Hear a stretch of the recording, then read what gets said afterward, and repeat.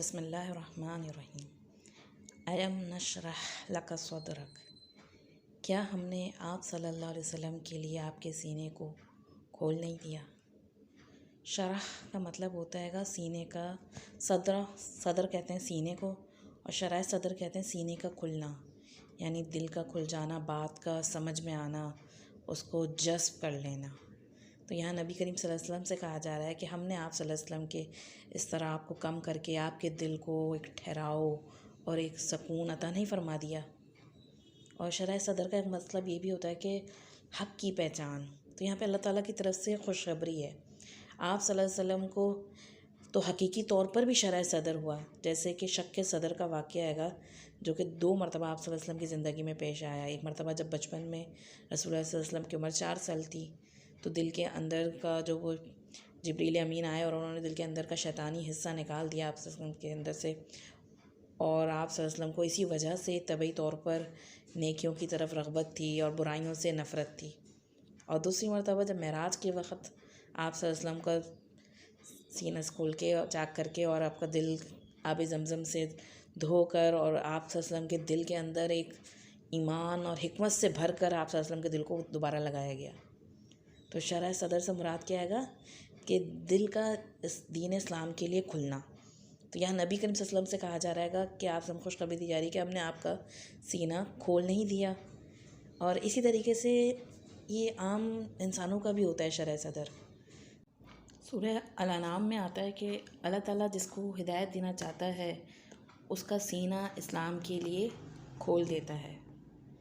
तो नबी करीम सल्लल्लाहु अलैहि वसल्लम को तो पूरी इंसानियत का ज़रिया बनाया गया, हिदायत का ज़रिया बनाया गया पूरी इंसानियत के लिए। तो आप सल्लल्लाहु अलैहि वसल्लम का तो बदर्जे अतम यानी मुकम्मल तौर पे तमाम किया गया सीने को खोल कर, और आप सल्लल्लाहु अलैहि वसल्लम का जो दिल था उसको और मेराज के थ्रू भी आप सल्लल्लाहु अलैहि वसल्लम को ये सब चीज़ें हकीकत के तौर पे, हकीकत के यकीन के लेवल पे पहुंचाया गया। लेकिन आम इंसानों का भी शरह सदर होता है।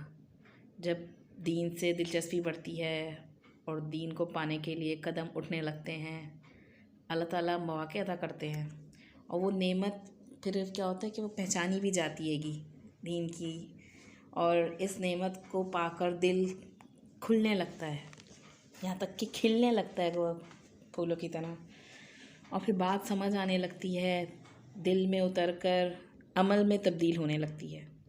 तो जिस तरीके से नबी करीम सल्लल्लाहु अलैहि वसल्लम का शरह सदर हुआ था, तो सीने में आप सल्लल्लाहु अलैहि वसल्लम के ईमान और हिकमत से भरा गया था आप सल्लल्लाहु अलैहि वसल्लम के सीने को। तो इसी तरीके से ईमान और हिकमत जो होता है वो दिल ही में होते हैंगे, और इसी तरीके से ख्वाहिशात भी दिल में होती हैं।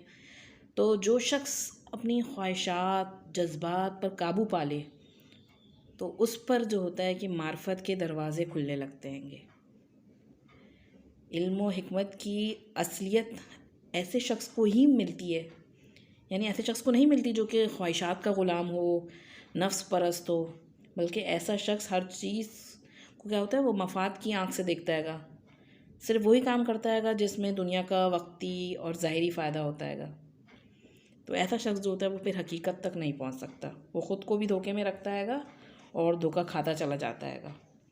लेकिन जब सीना खुलता है तो फिर अल्लाह पर तवक्कल, यकीन और शरह सदर के बाद तो ऐसी कैफियत आती है कि हर चीज़ से ज़्यादा जो इंसान को दुनिया की हर चीज़ की हकीकत सही मायनों में खुलकर नज़र आने लगती है। और जब दिल में उतर जाती है कोई चीज़, तो फिर उसको कोई चीज़ उसकी और कोई जगह ले नहीं सकता उसकी कोई चीज़।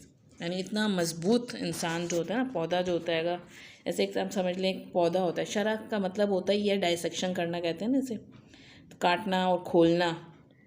तो इसके लिए अरबी में शरह का लफ्ज़ इस्तेमाल होता है। तो जिससे मजबूत पौधा एक बीज होता है, समझ लें आप, जब वो जड़ पकड़ता है तो फिर बढ़ता है, तो फिर उसके अंदर से कोंपल निकलती हैगी और फिर वो मजबूत होता चला जाता हैगा। बिल्कुल ऐसे ही मिसाल हैगी। यानी कि अगर आप एक टहनी लेके कहीं और से काट कर लगा दें तो वो ज़्यादा दिन बाकी नहीं रहती, लेकिन एक बीज जो पुख्ता हो जाए, ज़मीन में जड़ें पकड़ ले, तो फिर क्या होता है वो ऐसा मजबूत पौधा बन जाता है कि फिर वो सख्त गर्मी, सर्दी, तूफ़ान, आंधी सब में जीता रहता है, सब में। तो अगर इंसान कोई नज़रिया, कोई बात पूरी तरह समझ में आ जाए, शरह सदर हो जाए, यकीन की सतह पर उसको ले ले, तो फिर इंसान अपनी जान, माल, वक्त, हर चीज़ को उसी रास्ते पर लगाने के लिए तैयार हो जाता हैगा। फिर दुनिया किसी और तरह नज़र आती है। फिर क्या होता है कि किसी का एतराज़, किसी की तारीफ़, तनकीद अपनी जगह से नहीं लाती इंसान को। इंसान इस्तकामत का पहाड़ बन जाता है।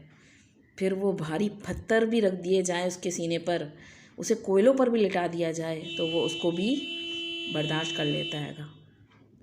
यानी समझ लेना, दूसरों को हिला देता हैगा, खुद नहीं हिलता हैगा। उसकी ज़बान जो होती है वो हक़ बयान करने में लड़खड़ाती नहीं है। उसकी बात जो होती है वो अंदर तक उतरती चली जाती है। तो जो चीज़ें दूसरों को मुश्किल नज़र आती हैं कि फिर शरह सदर वाले इंसान को वो चीज़ें नामुमकिन नहीं नज़र आती।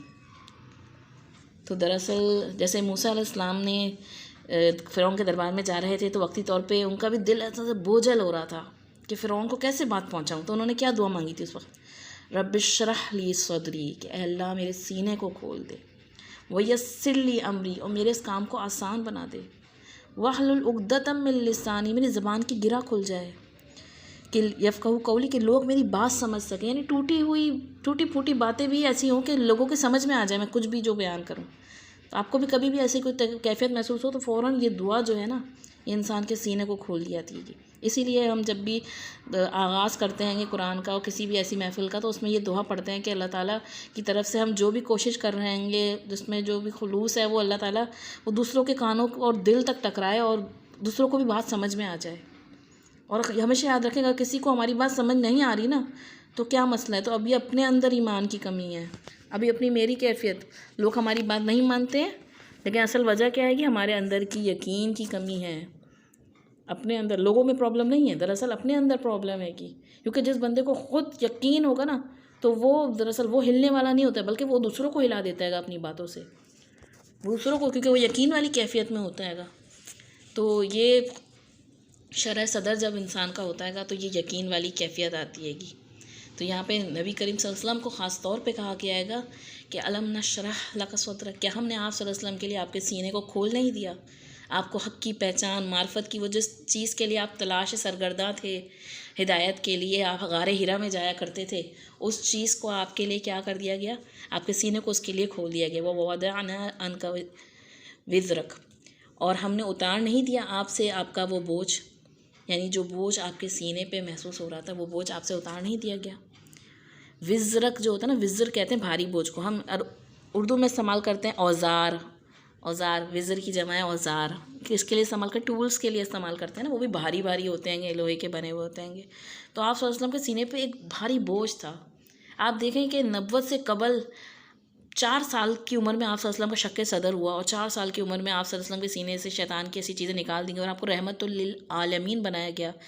तो आप ऐसे माशरे में रह रहे थे, तो जो बंदा ऐसे माशरे में आँख खोले कि उसके अपने अंदर नूर की रोशनी मुनव्वर हैगी और बाहर अंधेरे ही अंधेरे, जहालत, गंदगियाँ, गुमराहियाँ फैली हुई हैं कि बच्चों को ज़िंदा गाड़ रहे हैं, संग दिल लोगों के साथ रहना, जो यतीमों मिस्कीनों की इज़्ज़त ना करें, जहाँ पर समझें आप जुल्म सितम का पहाड़ तोड़े जा रहे हों, अखलाक का दिवालिया निकल गया हो, तो ऐसे हसास दिल वाली फितरत सलीमा वाले इंसान के लिए बड़ा ही मुश्किल होता है। जैसे कि कोई एक सफाई पसंद इंसान हैगा, उसको किसी गंदे माहौल में डाल दिया जाए तो उसके लिए रहना दूभर हो जाए। बिल्कुल यही कैफियत थी आपके सीने में कि आप सल्लल्लाहु अलैहि वसल्लम हक़ की तलाश में, क्योंकि आपको हक़ सही रास्ते की वो तड़प थी अंदर, लेकिन सही रास्ता नज़र नहीं आ रहा था। तो आपके सीने से इस बोझ को भी हटाया गया, आपका सीना खोला गया, वो वज़अना अन्का विज़रक, और आपसे ऐसा बोझ हटा दिया गया। और यहाँ पे आ रहा है अल्लज़ी अन्क़ज़ ज़हरक, जो आपकी कमर तोड़े दे रहा था, ऐसा बोझ जो आपकी कमर तोड़े दे रहा था। नक़द जो होता है ना, वो इंसान या सवारी जो बोझ लेकर उठती हैगी तो हल्की सी आवाज़ नहीं आती, कुछ चीज़ खड़ी होती है तो बोझ की, भारी भरकम की, उसको कहते हैं नक़द। तो आप सल्लल्लाहु अलैहि वसल्लम पर जो बोझ था, ये आपके सीने को, आपकी कमर को तोड़े दे रहा था।